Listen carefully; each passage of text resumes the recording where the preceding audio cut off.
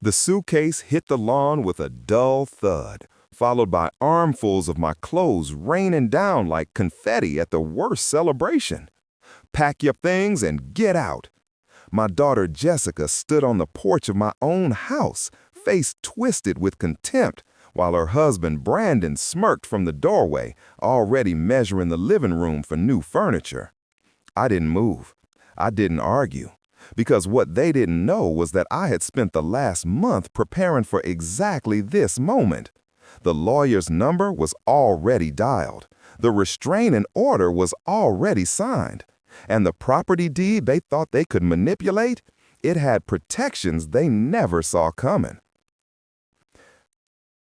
You're probably wondering how a 67-year-old woman ended up being thrown out of her own home by her own daughter, and why I'm standing here perfectly calm, watching my clothes scatter across the yard I've maintained for 35 years.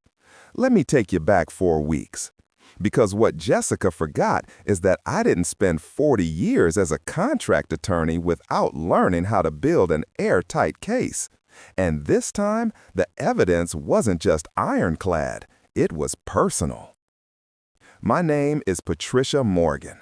I'm 67 years old, a retired contract attorney who spent 4 decades negotiating agreements that protected my clients from every imaginable loophole.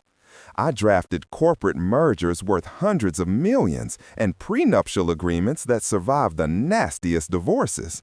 But nothing in my career prepared me for the moment I discovered my own daughter was planning to forge documents and steal the home I'd worked my entire life to own. 4 weeks ago, on a Wednesday afternoon around 3 o'clock, I found papers hidden in the recycling bin outside. Real estate listings showing comparable properties in my neighborhood, ranging from $680,000 to $720,000. Notes in Jessica's handwriting. Renovate kitchen, $35K investment. Mom's signature, needs notary. And at the bottom, underlined 3 times. Equity release, $650K minimum after costs. My hand shook as I smoothed out those crumpled pages on my kitchen counter. This wasn't idle daydreaming. They'd researched contractors, calculated renovation budgets, and planned how to extract my signature. The phrase "needs notary" sent ice through my veins. They were planning to forge legal documents with my name. But what I discovered 2 days later made those real estate printouts look like amateur hour. I started paying closer attention to everything. On Friday evening, I heard voices coming from the master bedroom, the room that had been mine for 35 years. Brandon's voice carried through the walls, cold and calculating. Once we establish the dimension narrative, we can move forward with power of attorney. My brother's a notary. He'll backdate whatever we need. Jessica's response made my stomach drop. She's been forgetting things lately, small stuff. We just need to document it more visibly. Brandon laughed. Create the evidence, then use it. Classic strategy. That's when I understood this wasn't opportunistic greed. It was premeditated fraud. They were planning to fabricate a medical narrative, forge legal documents, and steal my home using tactics I'd spent decades teaching clients to defend against. The irony would have been funny if it weren't so devastating. But the document I found 3 days later proved they'd underestimated exactly who they were dealing with. 3 days later, I found the smoking gun. Hidden in Brandon's messenger bag, which he'd carelessly left on the dining table, was a printed draft of a power of attorney document with my forged signature already practiced on a separate sheet. Multiple attempts, each one getting closer to my actual handwriting. Attached were medical notes fabricated to show a progressive cognitive decline. Missed appointments I'd never scheduled, bills I'd supposedly forgotten to pay, medications I'd never been prescribed. I sat at that table for a long time, staring at those forgeries. The same careful handwriting practice sheets reminded me of when Jessica was 8, practicing cursive at this exact table while I helped with homework. Now she was using those skills to forge my signature and destroy my independence. That's when I knew. I had spent 40 years drafting contracts that could withstand legal challenges from the best attorneys in the state. Now, I needed to build a defense strong enough to withstand my own daughter's betrayal. The next morning, I made my decision. I wouldn't confront them directly. I wouldn't give them a chance to destroy evidence or adjust their plan. I would do what I'd always done. Build a case so legally airtight that no amount of lies or forgeries could penetrate it. I contacted my colleague Richard Chen, a retired judge who'd lived 3 houses down for 12 years. When I showed him the documents, his expression darkened. "Patricia," he said quietly, "this is elder abuse. Document forgery, financial exploitation, and conspiracy to commit fraud. You need to act immediately and protect yourself legally." That afternoon, I began constructing the defense that would dismantle their scheme piece by piece. Over the next month, I became methodical. I installed security cameras throughout the house, legal since I owned the property. I made copies of every forged document they tried to hide. I met with an estate attorney specializing in elder law. I updated my property deed with ironclad protections and recorded fresh medical evaluations proving perfect cognitive function. I documented every conversation, every manipulation attempt, every lie. And I waited, because I knew the confrontation was inevitable.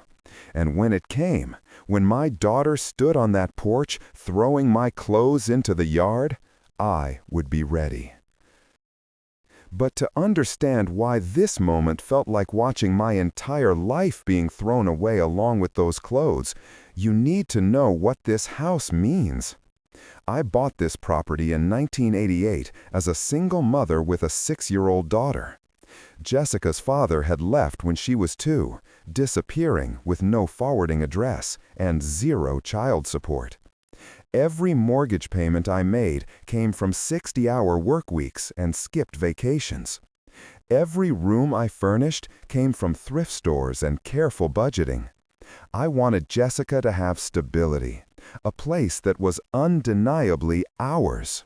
Something no one could take away. After Jessica graduated college, she moved to California, visiting maybe twice a year. Our relationship was cordial but distant. She resented my work schedule during her childhood, blamed me for her father leaving, and always seemed to be comparing my modest lifestyle to her friends' wealthier families. Then, 6 months ago, she showed up at my door with Brandon and suitcases, explaining they'd lost their apartment and needed somewhere just temporarily while they got back on their feet. I said yes, because she was my daughter. Because I remembered the little girl who'd helped me plant roses in this yard, who'd studied at this kitchen table, who I'd sacrificed everything to give a stable home. I thought I was giving my daughter shelter during a difficult time. I didn't realize I was giving predators access to the exact asset they'd come to steal. Now, standing in this yard, watching my clothes scattered across the lawn I'd maintained alone for 35 years, one thing was crystal clear. This house was mine, fully paid off, legally protected, and they were about to learn what happens when you try to con a contract attorney. Richard validated the severity immediately. The next morning, sitting in his home office lined with law books, he spread out the documents I'd found. "Patricia, this goes beyond family drama. The forged signatures alone constitute felony fraud. Add the fabricated medical records and the POA scheme, and you're looking at systematic financial exploitation with criminal intent." He pulled up his laptop and showed me case files. 3 months ago, a woman in the next county lost her home exactly this way. Her son forged documents, declared her incompetent, and sold the property before she even knew what was happening. By the time she fought back, legal fees consumed everything she had left. My blood ran cold. What did she do wrong? She waited too long to act, and she didn't document the fraud as it was happening. He looked at me seriously. You need 3 things immediately: ironclad legal protections, documented evidence of their scheme, and professional witnesses who can testify to your complete mental competency. That afternoon, I called Margaret Torres, an attorney who specialized in elder law and estate protection. Her office felt safe. Walls covered with certifications and photos of grateful clients who'd successfully defended their assets. Margaret reviewed everything with the efficiency of someone who'd seen this pattern before.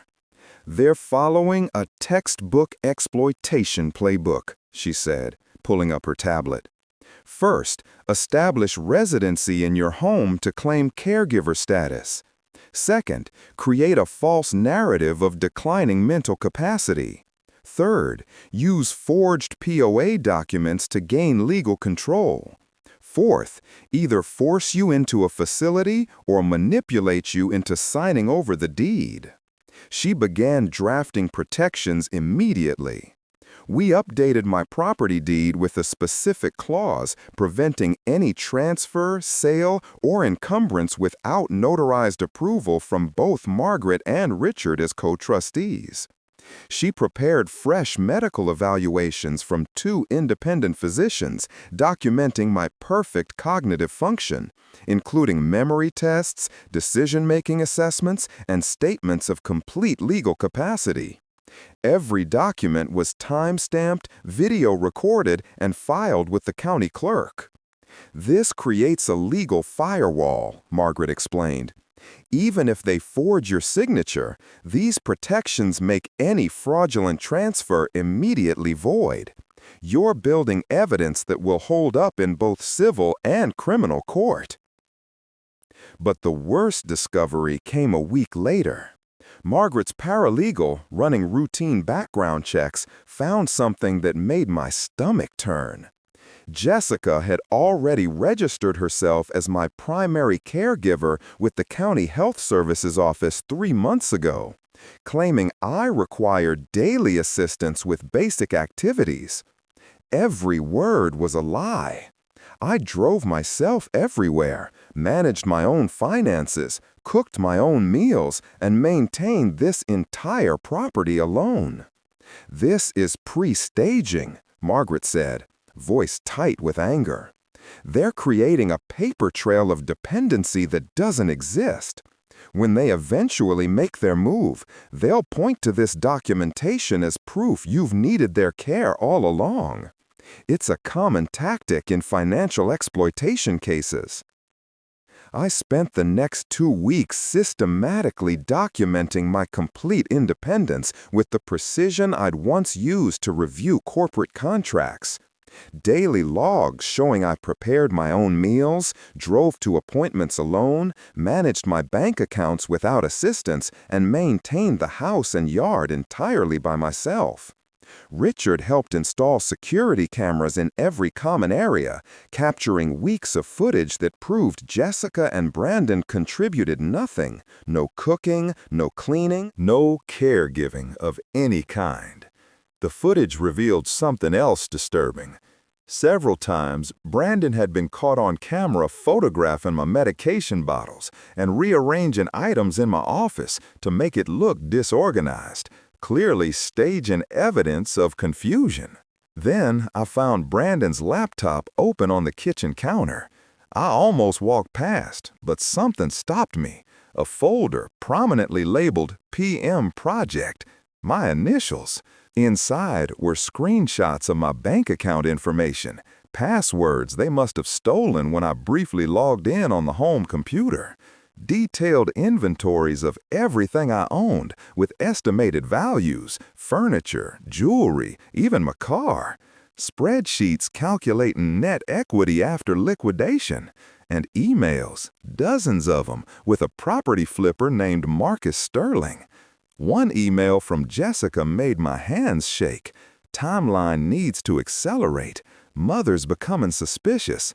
Need documentation of behavioral issues finalized this week. We should have control within 60-90 days, or we risk her changing locks. Brandon's response was clinical. Agreed. The longer this takes, the more equity we're losing to market fluctuations. Push the POA through by end of month. They were discussing me like a business transaction, like an asset to be liquidated, not their mother or even a person, just an obstacle between them and $650,000. I sat in that kitchen for hours, reading every email, taking screenshots of everything. Part of me wanted to believe Jessica was being manipulated by Brandon, that somewhere inside was the daughter I'd raised. But her emails were clear, calculated, and showed no hesitation. She'd planned this from the beginning. The temporary stay was never about needing help. It was infiltration. I called Richard that night. I need to contact Adult Protective Services and file a formal report. I'll go with you, he said without hesitation. And Patricia, you're not alone in this. I also called my sister Helen in Arizona, someone I hadn't spoken to in months because life had gotten busy. When I explained what was happening, her response was immediate. I'm on the next flight. You're not facing this alone. The walls were closing in on Jessica and Brandon, but they had no idea. I'd spent a month building a legal fortress with foundations they couldn't see and protections they'd never anticipated. Every contract I'd ever drafted had taught me one thing. The best defense isn't built in reaction to attack. It's built silently, carefully, and with absolute precision before your opponent even knows they're in a fight. The explosion came on a Tuesday morning at 10:15 a.m. I was in the kitchen organizing paperwork when Jessica and Brandon walked in with synchronized determination. "Mom, we need to have a serious conversation," Jessica began, voice artificially gentle. "We've been noticing some concerning changes." Brandon jumped in before I could respond. "You've been forgetting things, missing payments. We found bills you didn't file. You're becoming confused about basic facts." I stayed perfectly calm. I haven't missed a single payment. My bills are automated and my accounts are current. What are you actually talking about? Jessica pulled out a folder, clearly prepared in advance. "Dr. Henderson's office called about your missed appointments, 3 in the last month." "I don't have appointments with Dr. Henderson. I haven't seen him in 6 months." I pulled out my phone, showing my calendar. Here are my actual appointments, all kept on time. Brandon's jaw tightened. "You're confused about the timeline. That's exactly what we're talking about." "I'm not confused," I said evenly. "You're lying." The mask slipped. Jessica's gentle tone vanished. "We're trying to help you, but you're making this impossible. We've consulted with an attorney about guardianship options." I reached into my briefcase and placed the guardianship consultation receipt on the counter. The silence was deafening. "You mean this consultation?" I said quietly. "The one where you discussed declaring me incompetent to gain control of my property." Jessica's face drained of color. "You went through our private. I found documents in my house about my property and my legal status." I pulled out the folder Margaret had. "Would you like to see the security footage showing you staging photographs of my medications? Or the emails with property flippers discussing sale timelines? Or perhaps the forged power of attorney documents with practice sheets of my signature?" I laid each piece of evidence on the counter like cards in a winning hand. Brandon tried to recover. "This is taken out of context. We were just preparing options in case." "In case you could successfully commit fraud?" I pulled out my phone, showing the recording app that had been running since they walked in.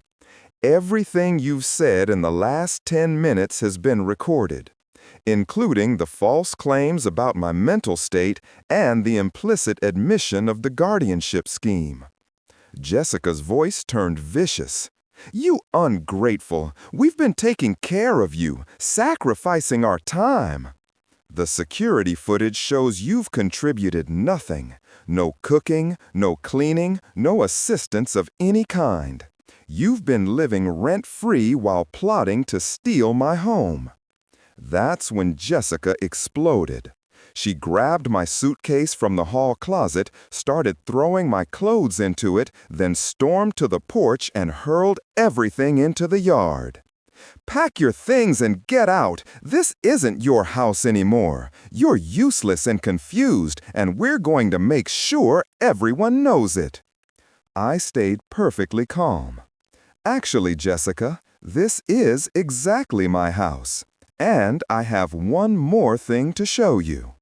I pulled out the final document, the updated property deed with enhanced protections, co-trustee requirements, and notarized statements of my mental competency, all filed with the county clerk 2 weeks ago. Any attempt to forge my signature, transfer this property, or claim guardianship is now legally void and constitutes criminal fraud. I showed them my phone again, and I called the police 15 minutes ago. They're 2 minutes away. The doorbell rang.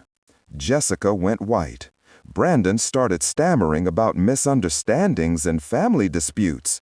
But Richard was already opening the door for 2 officers, Margaret right behind them with her briefcase.